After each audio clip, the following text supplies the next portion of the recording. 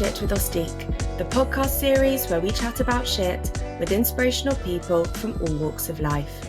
Today, we are joined by the wonderful and inspiring Zarah Perry-Woodford. We hope you enjoy this conversation. Zarah, welcome to Chatting Shit with Ostique. Thank you very much for having me today. Thank you for being here. It's such an honour. Today we're going to talk about patient pathways and kind of more generally the role of stoma nurses in a patient's journey from kind of start to finish and what that will look like. I know this is going to be a really useful episode for the entire community, and we've had lots of patients come on here and talk about their experiences with their stoma nurses and how much they've changed their lives. So to hear the other side is going to be really amazing. So thank you. Brilliant. Before we get into everything, I would love it if you could please just introduce yourself and give us a little bit about your background and exactly what you do. Okay, thank you very much. So my name is Zarah Perry-Woodford. I have been a stoma nurse for over 20 years, 21 years this year. Stoma care has not always been my passion, but it is something that I've always sort of tinkered in as a student nurse. I liked the patients with stomas. I thought bowel, operations were challenging and they were, exciting. I always felt that drive towards being a surgical nurse. So when I qualified in the late 90s, there was a bit of a shortage of jobs. Everybody felt a bit anxious about qualifying and we weren't quite sure if we had enough jobs. I was just eager to qualify. I really wanted a proper salary, number one, and I just really wanted to get into nursing and not just be that observer. And I was very lucky that I was introduced to the military at that time. They had visited, the Royal Air Force had visited, and I was just fascinated. I was like, wow, this is nursing to a different level. And the benefit I had was I was already qualified or nearly qualified. So they were actually looking to recruit newly qualified nurses, not just students. And I joined the Royal Air Force, and that was an amazing journey. And I worked on a colorectal and breast ward. So I really had a good opportunity, though it wasn't stoma care focused. I really had an opportunity. However, I did miss my family. I was very far away from my friends. And though the learning and the experience was amazing, I just felt I needed to come back home. So I joined St. Mark's Hospital and I worked on a colorectal ward. I might sometimes talk in we, but I have a twin sister. So she is a nurse as well. And she worked in Northwick Park Hospital. So I kind of went to St. Mark's to give us a little bit of distance as we were living together. So I didn't really want to work on top of her as well. Yeah. So I went to St. Mark's simply because it was colorectal and it was a tertiary referral centre. It was on my doorstep. It was all the ducks had lined up. So I was like, this is absolutely amazing. And as soon as I was working on the ward, I realised I don't really want to be a ward nurse forever. I do want to specialise. And at St. Mark's, we had so many opportunities to specialise. So, for example, being a nutrition nurse or a biofeedback specialist nurse, a stoma care nurse, an IBD nurse. But stoma care, I was just like, no. I think I loved trying to fix people. Surgery is sort of, they come in needing an operation and then they end up with a stoma, and really it's about fixing them and getting them out of hospital. And that's sort of where I've been. I applied for a stoma care job and I got that. And then I've been in the stoma care department. I've worked as a stoma nurse. I've worked as an internal pouch support nurse, and that was my job for 15 years, dealing with people who didn't have a stoma for very long, but went on to have an internal pouch, and ending up managing the stoma care team and now sort of leading at a different level as a nurse consultant, where I shall probably stay for a very long time. So that's my journey in a nutshell. That's an amazing journey. I'm really excited to hear a bit more about the Air Force and delve into that. But I wonder if I could start by kind of exploring the role of a stoma nurse or a pouch nurse in the patient's journey, because I think there's some kind of misconceptions around that potentially. So I'd Yeah. love if we could kind of talk through exactly what this should entail pre-op, during the kind of, I guess, just immediate post-surgical kind of moments in hospital, and then kind of longer term post-op for, I guess, the remainder of that person's life with their stoma.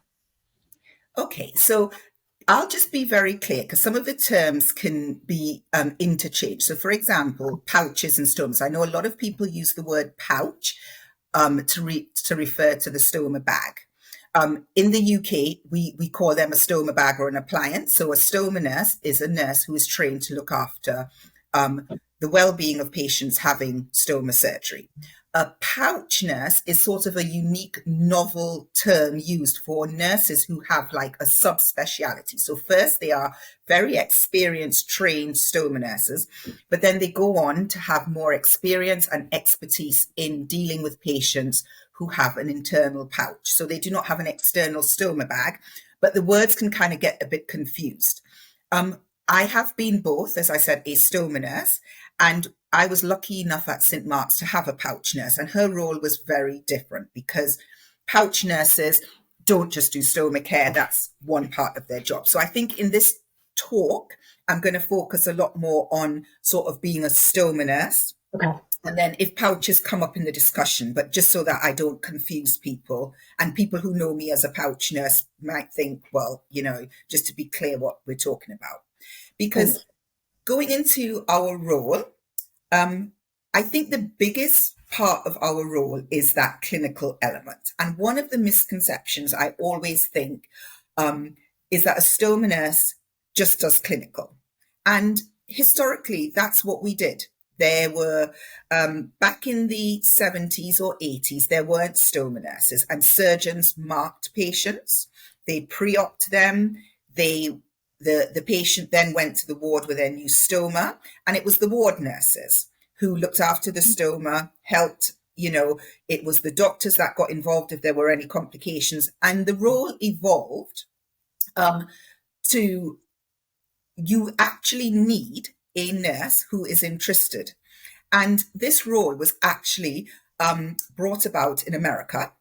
And it was actually a patient who had gone through stoma forming surgery and realized that, patients need a bit more support. The doctors and the surgeons were brilliant.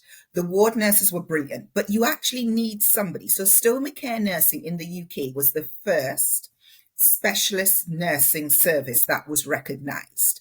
So though we have lots of specialist nurses in the UK, stoma care nursing sort of was the first specialist nursing that was recognized as a speciality. So when we had a role, we also had to kind of devise what that role would look like. It was so much more than clinical. And the further you go into your speciality, the more you realize the roles of education, audit, research, management, innovation. Those are all the roles of a stoma nurse that I think when you're not on a ward or you're not in clinic, people sometimes wonder, well, what's the stoma nurse doing? Why can't the stoma nurse answer the phones? Because we have a very multifactorial role. I'm just going to waffle on, so please stop me because I get very passionate.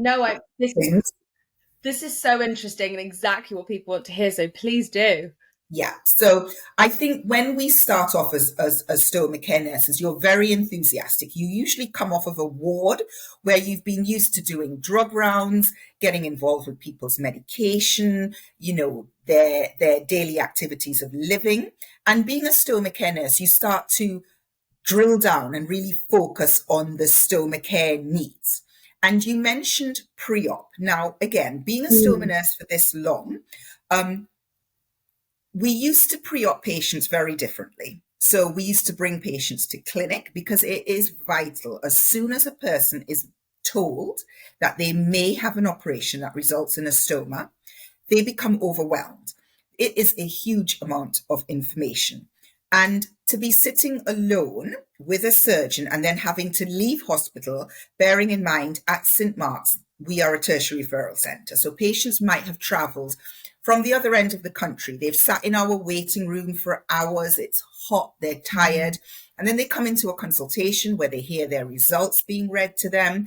They've been told you need to have a stoma as part of your treatment. And they're exhausted. And then they're told, right, well, we can bring a stoma nurse in.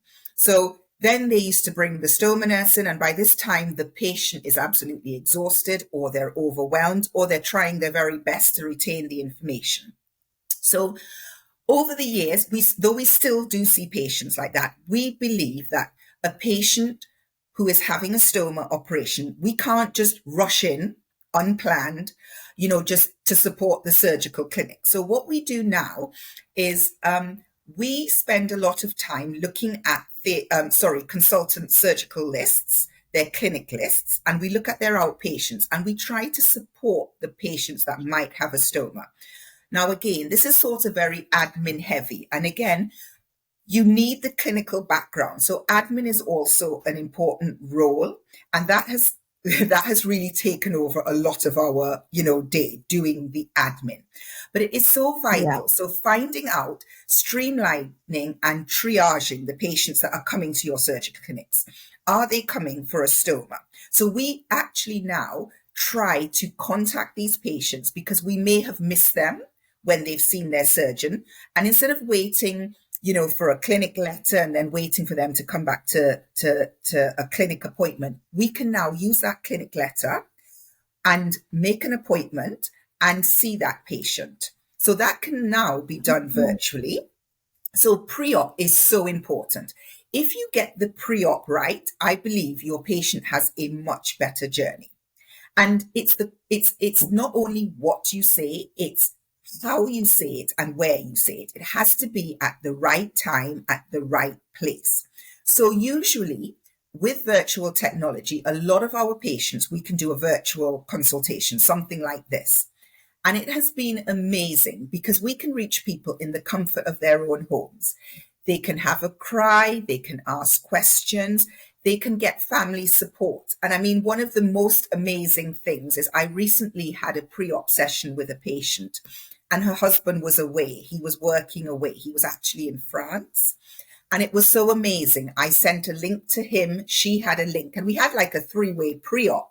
And he was in another country. She was in, the north of England. And I was in London. And it was amazing because it all felt like we were in a clinic room.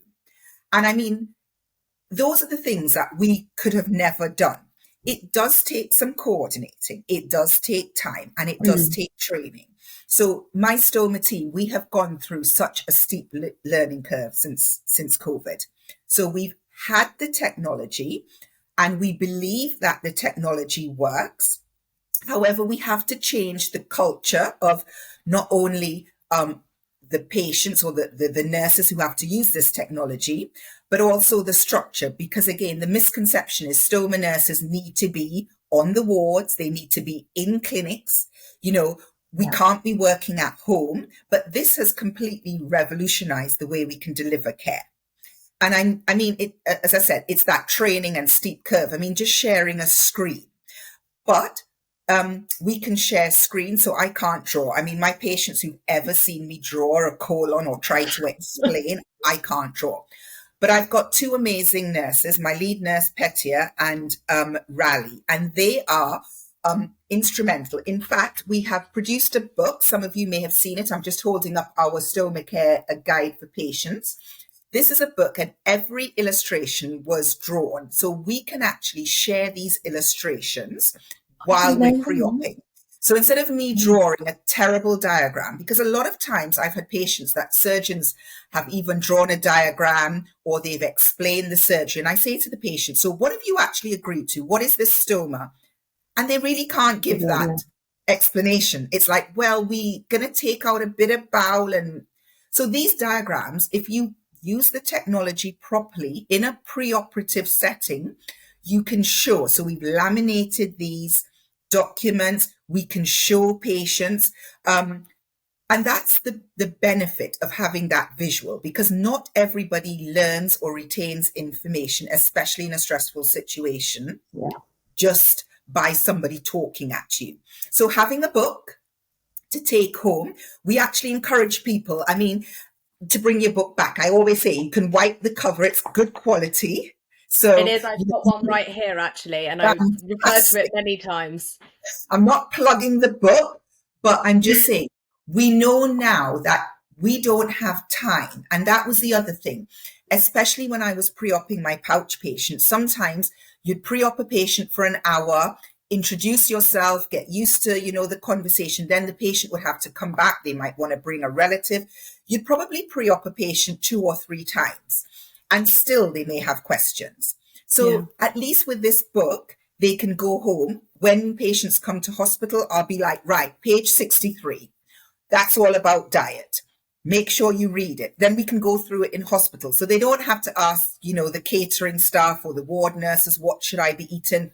It's all there. So that's one of the benefits, I think, of pre-op. And I know I can go on. So as I say, please stop me. But pre-op is just so vital. Sometimes we can post people practice kits. So a lot of our companies make starter kits. So you get a box. In it, you've got a pretend or a fake stoma. Yes, I agree. It does not look like a stoma. It's a red bit of sponge or some sort of material, but it gives you the idea. And if we can help people learn to cut a bag, wear a stoma bag, just get used to how a bag empties, how a bag folds, opens, closes, just that confidence. So when they come into hospital, they're 5 steps ahead. And it helps them so that we don't have to start forcing them to do stoma care with a huge amount of brand new ideas. They've already seen, they've already understood, and they've had time to ask questions. So that, as I said, that is clinical, but it is a lot of management, innovation, education. That's the role of a stoma care nurse in the pre-op. So I think you also asked, if I'm not correct, what our role is as a, long-term plan. Is that correct? Yeah, I think just to make an observation in terms of the pre-op, that's a huge amount of work for stoma nurses. And every hospital that I've been to, I haven't seen a team larger than maybe 7 or 8 people. So, and I know there are thousands and thousands and thousands of surgeries a year. So I just wanted to comment that it's an amazing amount of work that you guys do to help each and every patient through, and going the extra mile and seeing people kind of 3 times even before their operation. It's quite amazing. Yeah. I mean, there are 205,000 people with children and adults with a stoma in the UK. And those are sort of figures from 2021. And you're right, there are about 25,000 people in the UK having stoma forming surgery every year. But I think the idea is making your job easier. And that's why you need to think outside the box. And that's what I love about stoma care nursing. It's almost like that Blue Peter job. It's sort of finding ways of actually making your job easier. But for example, all of the technology we have, it will make some people's lives easier. It will make some nurses' lives easier. But you also have to factor in how much time it's going to take for training. Do you have the right team? Can you reach out? And I mean, I know we'll probably talk about sponsorship, but these are the values of external support. Because the NHS does not have an endless pot of money. And as you said, if we relied on only having the NHS to support us and provide nursing staff and specialist nurses, we wouldn't be able to do half of these things. And you also need a dedicated team. And I mean, I can't thank my team enough. I mean, we all have daily struggles. We all have personal struggles. But my girls and my admin person, who is Luke, we all work together, because this is not I've done this, or one person has led this service. It is a combined effort. And my goodness, we have worked through COVID. We have worked through, vacancies. And the problem with stoma care nursing is you can't just, if somebody's off sick or they've got COVID, you can't just recruit somebody from the ward. There's not a pool of stoma nurses or agency nurses that you can pool and say, right, I'll just have a stoma nurse for the afternoon. You're relying on your already drained staff to do extra. So, I mean, everything that I'm talking about today, and none of this has just been because of a couple people. It's a team effort. And not only a team effort being nurses, but surgeons who believe in us and support us and help us with, the corporate management and the red tape in the NHS. Those are the sort of people that you need in this process, which I've distracted myself completely from the question you asked. No, you answered I distracted you with another question. So back to my earlier question. So from a pre-operative perspective, there's tons and tons and tons that you do to get a patient kind of ready. Then I guess there's a kind of immediacy after surgery when in hospital that a patient, I guess, adapts to the kind of new way of life. So I'm interested to understand what that should and can involve, and then the longer term post-op care. Okay. So you either love your stoma nurse or you don't in the initial, post-op days. So I've had patients that are like, do you know what? I don't want to see a stoma nurse. I don't know why you're here. I don't want a stoma. So you get a variety. There's a spectrum of patients from one extreme who really, respect and admire your job. And other people are like, I don't know how you do a job. Why would you want to do your job? This is an amazing role, but it's not the most glamorous of nursing jobs. But it's our patients, and it's really my patients that keep me going, because I think the patients that are the probably quiet ones, the ones that are quite subdued or low, those are really the ones you need to put the most effort in.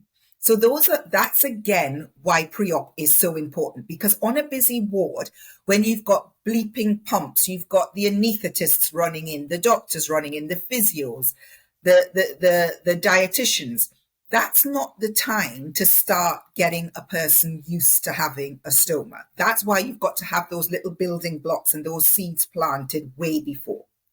But for a lot of patients, that's when it actually becomes real.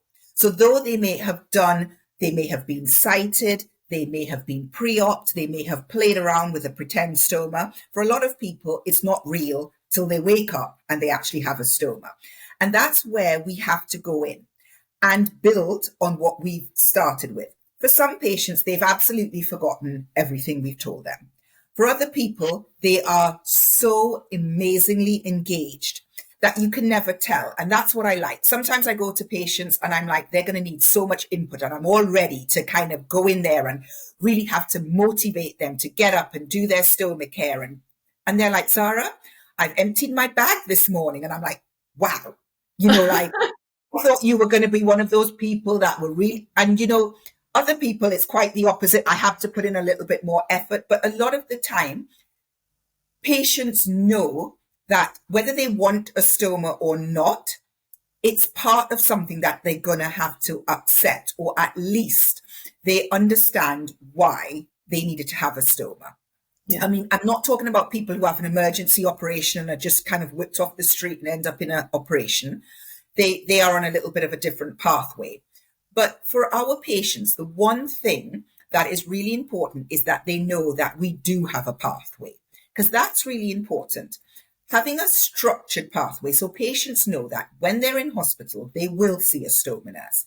We actually have a step-by-step guide, which is included in a booklet. So they know not only what to expect. So for example, we will come and do the teaching, but they are expected to be involved. They're expected to change a bag, empty a bag, or at least have somebody who is able to support them changing the bag before they are safe to go home.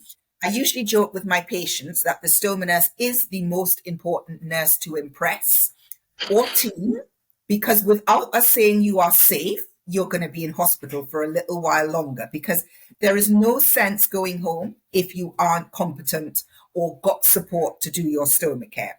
So again, sometimes we have to train a relative, but these are kind of things we may have been able to discuss preoperatively, so it's not a surprise. Obviously, some patients may really struggle, and that's where we have to, again, be able to detect which people need extra support. So stoma nurses are great. My team is great. But sometimes we may need to bring in a dietitian. We may need to bring in a psychological medical person. we may need to bring in an actual support network, such as a patient who has experienced this. We may have offered that pre-op, but a patient might have thought, well, actually, no. And we also utilize other patients on a ward. I mean, sometimes it can be to an advantage or a disadvantage, but usually on a colorectal ward, there's other people who are going through the exact same thing. That could be really helpful. So in the post-op stage, usually with enhanced recovery, patients can get out of hospital within 5 to 7 days. So we're really under pressure to get people out of hospitals. Not only because there are, government initiatives and, targets to get people out of hospitals and people in, but also for their well-being. We don't want people getting other infections. And usually people have a completely different recovery. I usually say to patients, what we do with the support of the stoma nurses is going to be a completely different experience at home. So that's the joy of having a pathway. We let our patients know, especially our local patients who live in our boroughs of Brent, Harrow and Ealing, we will refer you to the community team. In the first 10 days post-operatively, we will also refer you. It's again, the benefit of sponsorship, but an independent team of advisors. They're not nurses, but we have formulated a plan with them. So we have a sort of RAG system, a red, amber and green. So if they call the patient for 10 days, it's voluntary. You don't have to sign up to this, but we know that stoma nurses and the community nurses will not be able to answer, some of the questions you may have. And we won't have time probably to answer an email. But there is a team that could. And not only do they answer and give you lifestyle advice or dietary advice in the early days, they actually will triage the patient. So, for example, if the patient is concerned about bleeding at, say, day 3, but they're not sure, is this normal, this little bit of bleeding? That person on the advice line will actually decide from a criteria if they need to escalate that to us. So that email will come into our department as a higher priority than, probably an email lost within 10 or 12 other emails in that morning. So that's a service post-op. So in a pathway, if you reassure your patients, they are so much more confident to go home and they're less reliant on us. And I think the stoma nurse has been with that patient pre-op.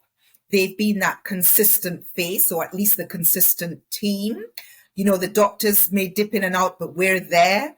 We see them at home, we see them in the community, and they can get quite attached to us. So it's sort of severing that apron string in the nicest possible way, but making sure that your patient is empowered, because you have to make time for your patient. It's not just the clinical, it's giving them the reassurance.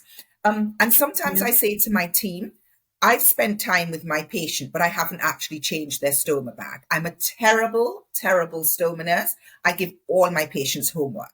So one day I might show a new patient, how to empty the bag. And I'll be like, tomorrow, all day, you need to empty your stoma bag. You can ask for help from the ward, but you must get up. You must do this. And you must, for example, cut a bag. If you make a mistake, just cut one. Don't cut your whole box full. Just cut the one. But it just empowers them. And then I go back and I'm like, wow, this is amazing. It just helps your patient to become independent, or that's what I hope it does. And then that allows you a little bit more time for the patients that really are quite reluctant to do things, or they have complications from their operations, or they're really not feeling well or being very nauseated.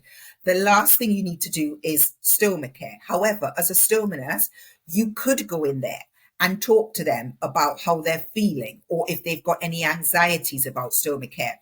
I think for stoma nurses, it's that familiar face. You don't always have to go in and physically change a stoma bag. That's one of the myths I'd like to be very clear about. It does take a lot of time, but it also gives you an idea. So for example, I had a patient and he was really reluctant to go home, and he could do his stoma care, but he just wasn't really confident, and he kept making sort of errors, or he kept having leaks with the stoma bag, and he was sort of beating himself up, and there was this push and this drive to get him home because the stoma care was the only thing.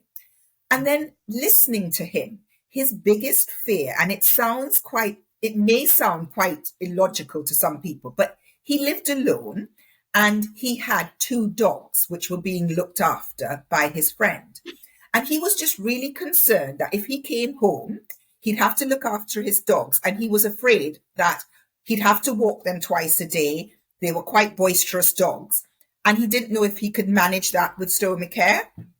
And I mean, I had to say it because I am an animal person. I love animals. I walk my sister's dog. I have pet rabbits. And I could really understand that this was a genuine concern, because usually the concerns with stoma care are just revolving around emptying your bag or going back to work This was a really important part in this gentleman's life. Yeah. So as a stoma nurse, being able to reassure him and give him some lifestyle advice, speak to other people who, do sports, or patients who have stomas, who have animals, pets. Even in our book, we've written a section on, stoma care post-op with pets, because we focus on, if you've got little children, you shouldn't probably lift children. If you lift an average size dog or an average size cat, or probably a heavier cat, that's probably quite heavy post-op. And it's something that people probably don't think about.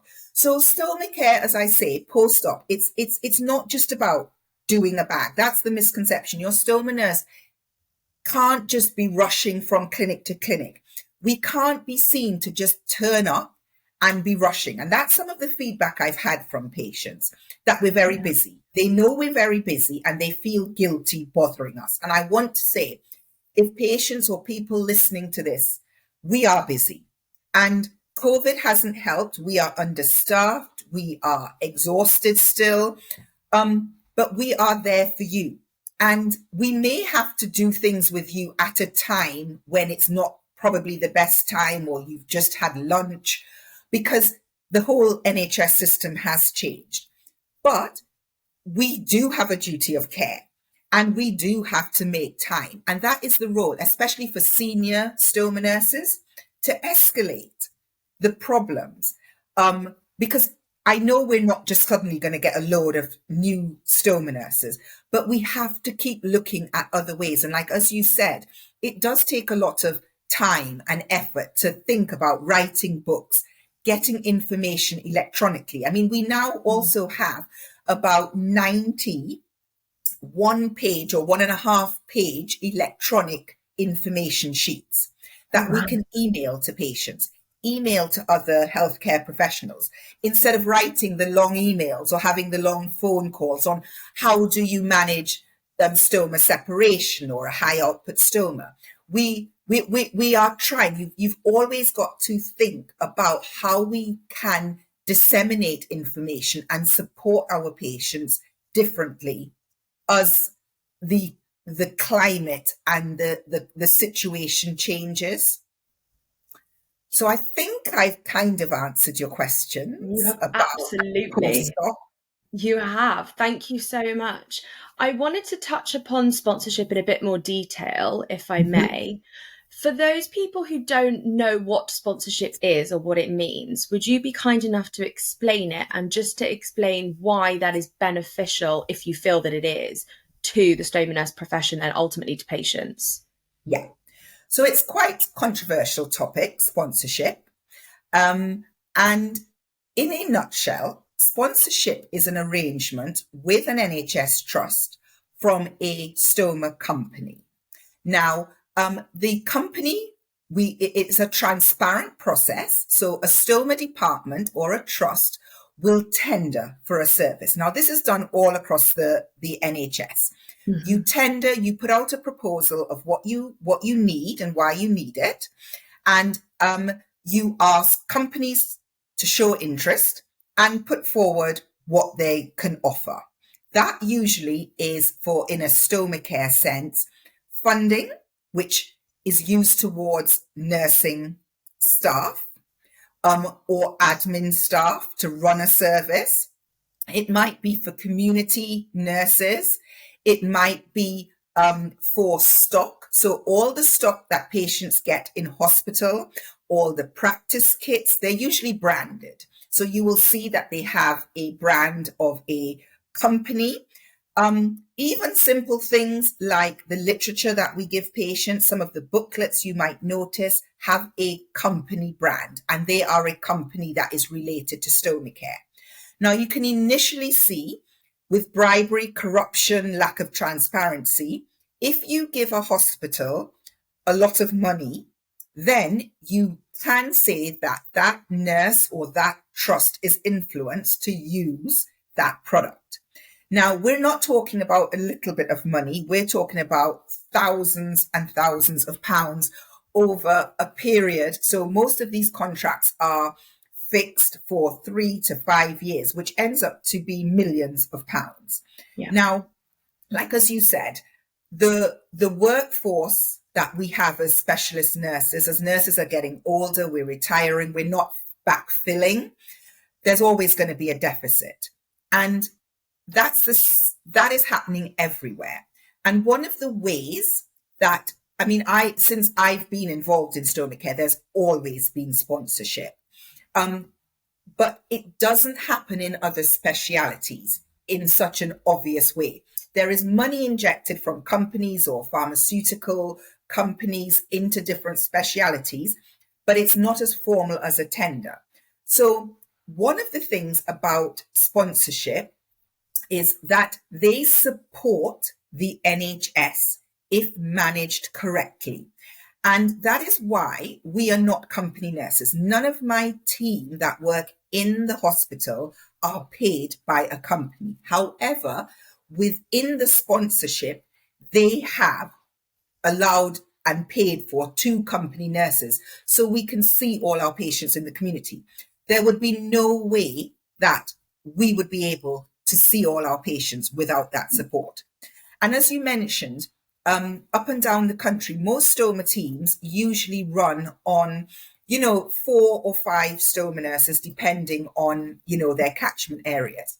But as we are probably aware, a lot of our small boroughs are joining up into, these integrated care systems. So when we are looking at a much huger area, especially in London, one of the interesting things on some of the other work I've done on secondment is looking at the demographics. Harrow and Ealing and Brent are 3 of the top 10 boroughs in London with a very ethnic, diverse population, which means we have people who English isn't their first language. We need translators, people who don't always have the ability to get to clinics. They may not have the resources. They may be on low income. So these are the challenges stoma nurses need to, circumnavigate somehow and still be able to provide care. So when we look at doing things in a timely manner, we also need to make sure that we have structures in place to help everybody. And sponsorship, we have other areas. So for example, we know that our sponsors, being Hollister, they may have sponsored another, community area. We can link in with other nurses in the same sponsorship or nurses who have different sponsors to see how their sponsorship works. So we're always fine-tuning what sponsorship can do. So for me, I'm an advocate for sponsorship as long as it's done correctly. We shouldn't use our company's products as a priority if it is not in the best interest of the patient. So for example, we have absolutely no need to change a patient's bag. So for example, if a patient comes into our hospital using a different brand or a different manufacturer, there is no need or desire for us or my team to convince, sell, or try to give that patient another bag, unless, of course, they have a problem with their bag. Even if they have a problem with that bag, I will still, and it's a moral and ethical conversation you've got to have with yourself. If that patient uses, say, for example, a coloplast bag or a salts bag, and we need to get them onto a convex bag, I would still probably, because they're used to that brand, give them a bag that they are used to in the brand. Yeah. However, that's the importance of being involved in the tender agreements with sponsorship as the lead of your team. You don't just give that sponsorship money to the trust for them to do whatever they want with it and fill pockets where they need money. That money needs to be utilized for your team. And you need to be clear. If a company was offering me £10 million, as exciting as it is, and as in my brain, I'd be thinking, oh gosh, I can buy computers for everybody and I can do all this amazing work. If that company does not have a good range of bags or products that are innovative, relevant, top of the range, I wouldn't accept that money. It's not just the financial, sponsorship runs much deeper. The sponsors that we use, as I say, Hollister, they are huge in nurse education. So again, nurses, over during COVID, when a lot of non-essential work was put aside and education, all of these things weren't our priority. Having just, a drop-in session or being taken out of the workplace and having, an evening where you can have a few, drinks and nibbles with your colleagues, but an education element is not only good for your nurses to keep up with their NMC and their registration and their revalidation, but also their well-being, to make sure that you can get out of your office, you can bond with your team and other, people. And without sponsorship, that just would not be possible. So yes, I'm an advocate for sponsorship, but it has to be done properly and you have to keep the links open. So that's that management element of Stoma Care nursing. So we do spend time with our sponsors. We do keep tweaking what they can offer and working with them to help. One of the things we've been introducing and is used is even documentation, a digital pen, for example, that we can write with and document at the same time instead of typing these laborious letters and making sure things get out on time. So sponsorship is quite integral in Stoma Care nursing. We just need to be transparent and we need to make sure it works for everyone, all the stakeholders. That's really interesting. Thank you for such a thorough description of it. I've kind of never heard a nurse talk about it in that way before. So it's really reassuring to know that kind of all points are being thought about every stage of the journey. Yeah. In terms of your time in the Royal Air Force, what was that experience like? And do you think it has set you up for success in your career? And if so, in what ways? Wow, that's going back a bit.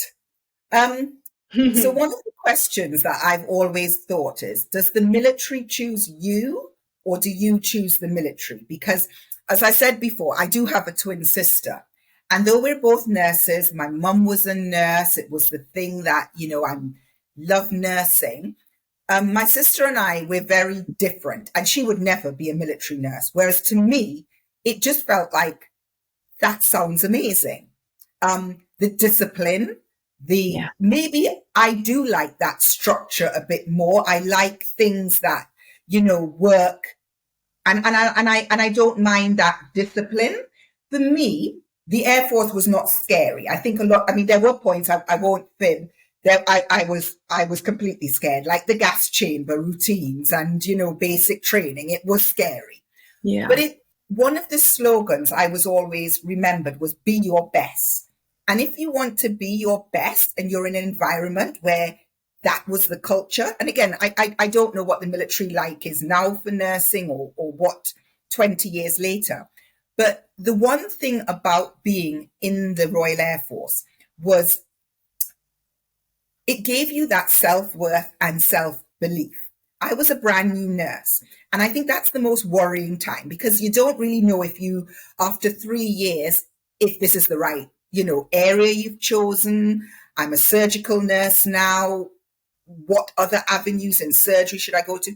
In the military, you're given a wide variety, but I also think you are actually given that self-belief and it you're not just a clinical nurse, you are part of a team. And I think that is a very transferable skill in the NHS. And my personality type, I have to say, even when I tell people, my patients, I was in the military, they were like, yeah, I could tell. I mean, I still have my practice all the time. I think that's a throwback. I have to wear my uniform. I think those are just the little things that, when I say to patients, this is your homework and I expect this to be done. And I am quite strict about things. And then they find out about my military background. They're like, well, that wasn't a surprise. So it does slots in nicely. The other thing I think with the military, which I don't know if this is going to get cut out now, but is there was consequence. So, for example, if matron was coming around, you had to know about your patient. So I was a brand new nurse and you had a bay of 8 people. And when matron came around and she wanted to know, you had to know. There was no like, well, they're not my patient, or I only saw them last week kind of, it was, what is happening with this patient? Where are we at? What have you done? And I think that encourages you to make sure you know, because number one, you don't want to be humiliated in that situation. But there was that support. So if you didn't know, there was always somebody you can ask. So even if you were the most junior nurse, it didn't feel like you were the most junior nurse, which I know it's very difficult. You can't compare a military system to an NHS system. You can't compare an institution pre-COVID, post-COVID, even now, and what's happened. But I think there is something about that drive. It's not just as a military nurse, it's the way you live.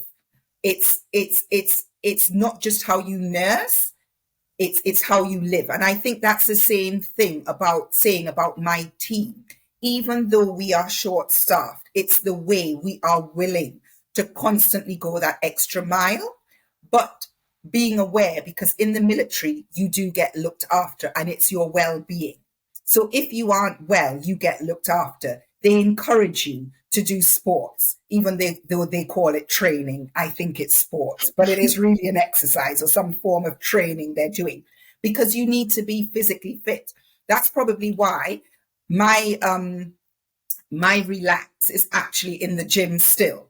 So when people say to me, like, what do you do to relax? I walk my dog. It's physical. I gym. It's physical. Yeah. Even if I turn up to the gym and spend more time hanging around talking to people than actually exercising, I think it's really important. And I think that's one of the things I learned in the military. You work really hard, but when you sign out, you sign off, and you do other things for your well-being, but it's still really important.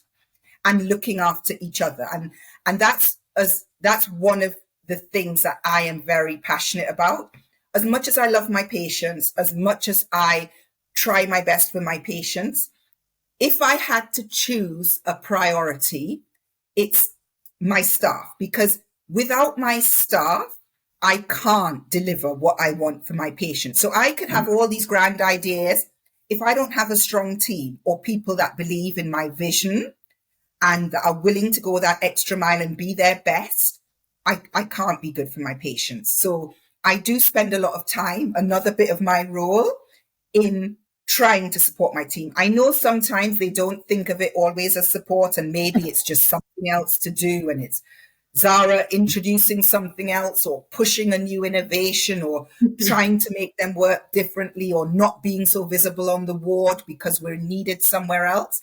But it's sort of, that is my job. That is changing the culture, as long as you can see it's for your well-being. I mean, like working at home, trying to take this above just your team, making sure that when you work at home, you're effective as well, but you also have that little bit of break from that constant going on in the workplace, or traveling, across London in rush hour.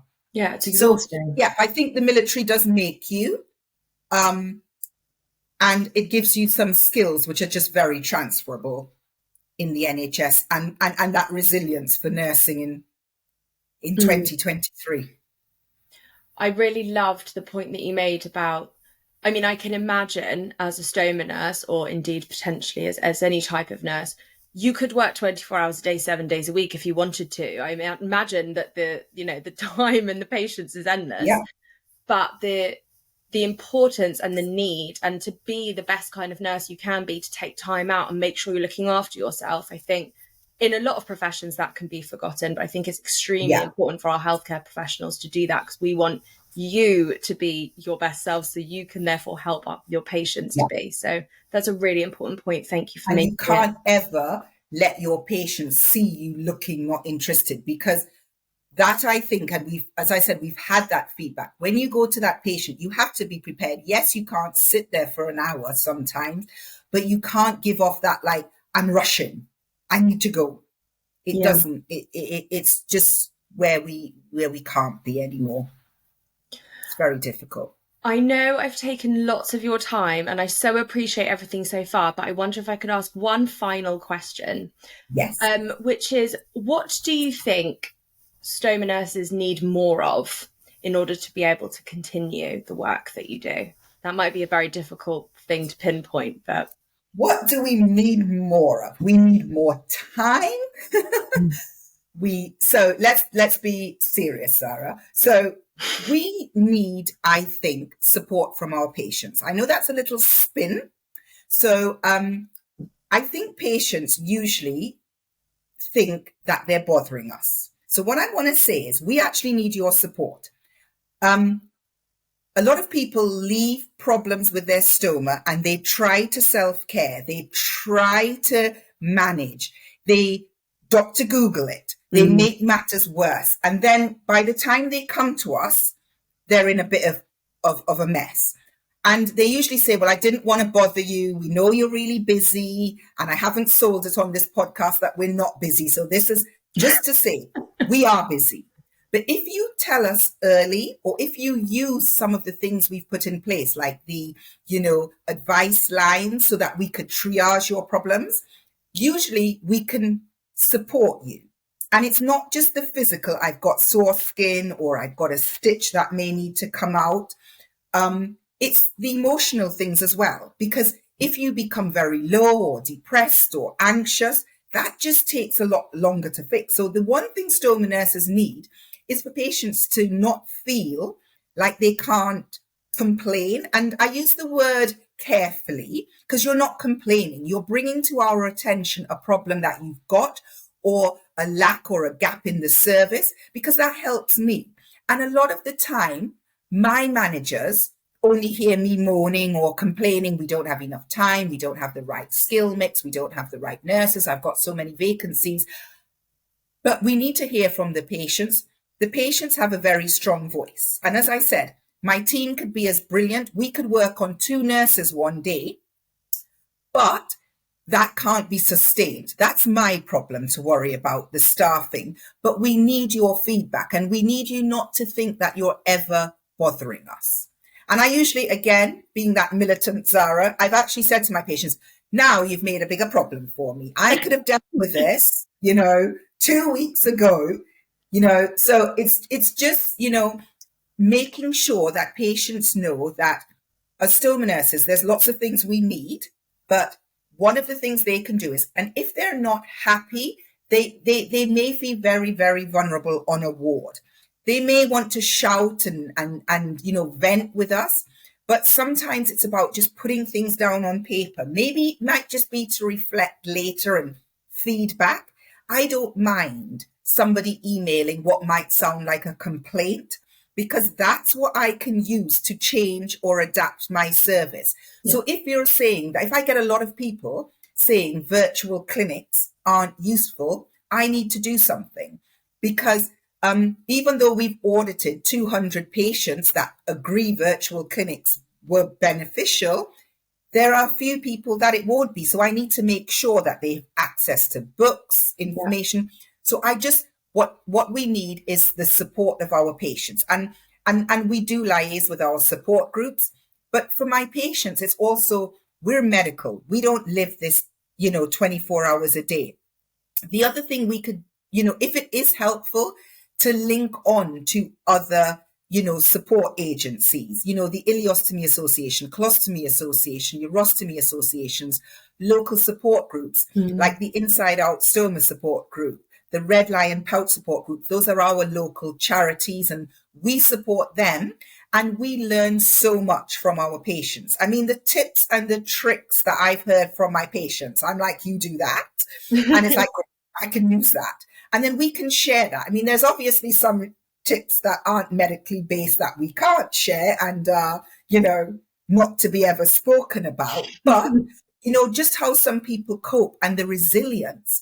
I mean, I get goosebumps sometimes listening to the struggles that some of my patients go through. And a lot of the times, even when in handover, my colleagues might say, Zarah, how do you know that? And I was like, well, my patient told me. There's only certain questions we can ask. Sometimes we need our patients to tell us some things, even if it might be a bit embarrassing or it might open up other things. We really need to know those things. Yeah. Zarah, thank you. So I could literally talk to you all day, but I appreciate you're very busy and you have a job to do. I'll leave it there for now. But I hope we can have a conversation again in the future because there's so much to cover. But thank you so much. This has been so helpful. And I know the community are going to seriously respond to this episode. So thank you. Well, I hope so. And thank you so much for inviting me. My pleasure. Speak soon. Thank you so much.